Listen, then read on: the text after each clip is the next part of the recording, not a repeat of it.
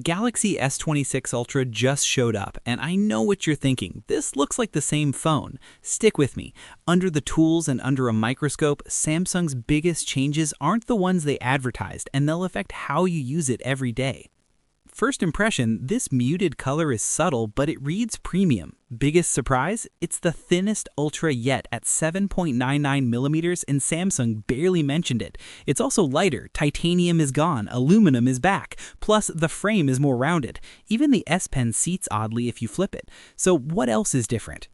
Before I open anything, we're testing the new privacy display. Privacy screens aren't new. HP laptops have used films and backlight tricks for years, but those systems affect the whole panel. The S26 Ultra is the first consumer device to do it at the pixel level, meaning you can hide only certain parts of your screen.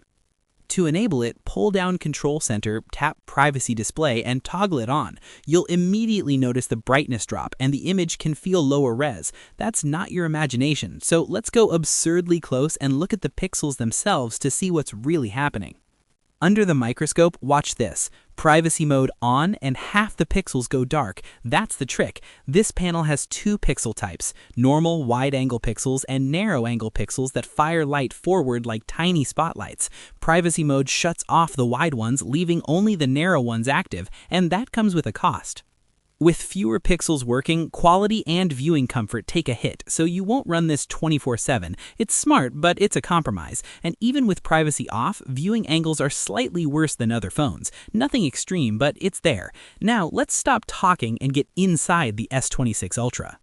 Quick detour before the teardown. Taurus Q3 Air. Honestly, one of the best S26 Ultra cases you can get.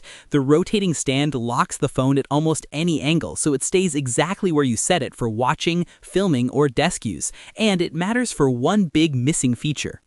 That ring also adds MagSafe style magnets because the S26 Ultra doesn't have them built in. It's clean but protective.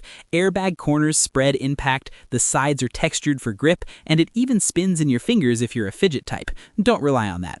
Links in the description and comments. Now let's open the phone. Heat on, suction cup on, no fancy jig, keeping it realistic. Lift, add isopropyl, and work the edge. It's IP68 out of the box, and the back is Gorilla Glass Victus 2, same as S25 Ultra. But the second this glass comes off, it's IP nothing. And this year, the back looks different. Especially around the camera bump. That zone looks like a separate piece. On S25 Edge, that zone had a big empty gap and became a weak point. So if you ever pry here, go slow.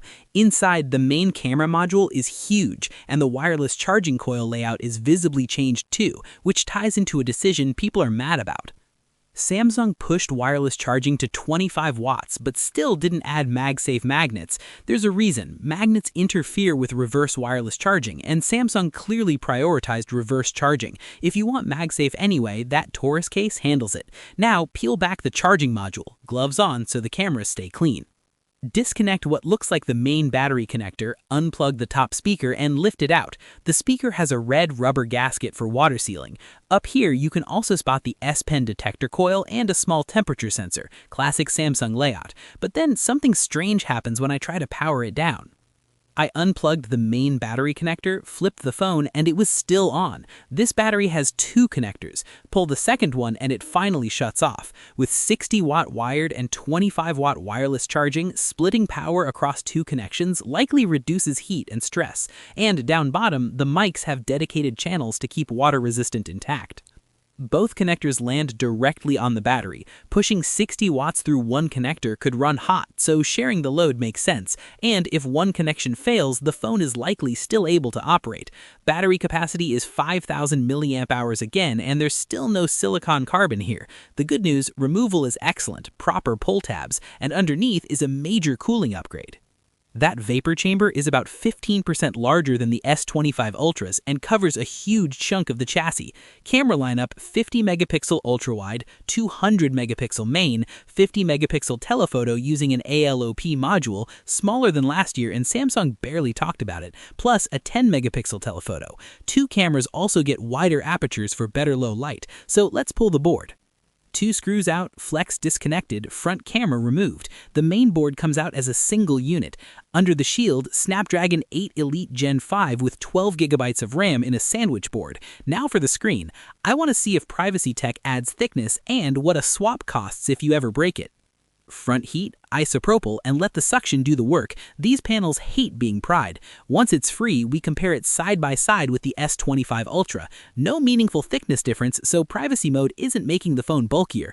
Official screen replacement is $331 Canadian, only $16 more than S25 Ultra, which is way less painful than expected. And the reassembly result matters most. Everything goes back together and the S26 Ultra boots perfectly, privacy display included. So now you've seen what changed outside, inside, and at the pixel level. If this teardown cleared your doubts and answered the questions you actually care about, you know what to do. Thanks for watching Tech Torch. See you in the next one.